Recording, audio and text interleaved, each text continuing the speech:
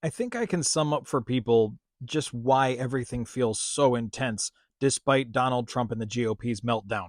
We know they are on their last gasp of breath, and that's why they're lashing out, but I think it's a little bit more than that. Let's look at the steps of what happens when an authoritarian regime breaks down.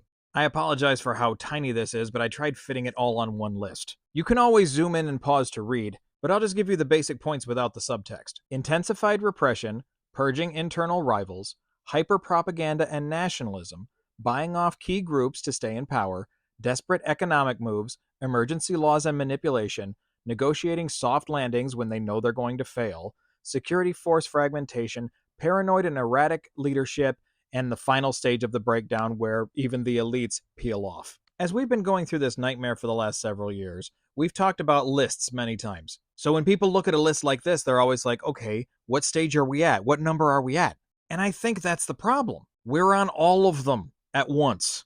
One of the reasons things are always so chaotic under Trump is because they are fighting for their lives every second.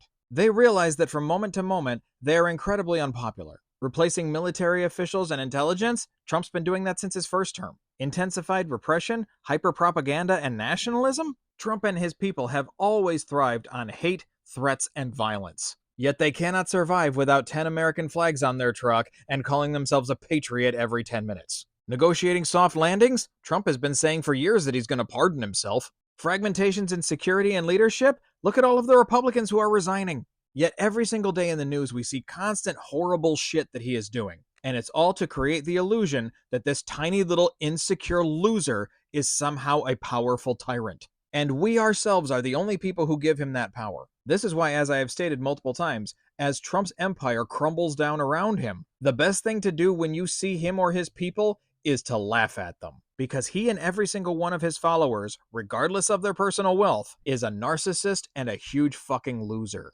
And they can't stand to have that pointed out to them as their fascist dreams are burning to the ground.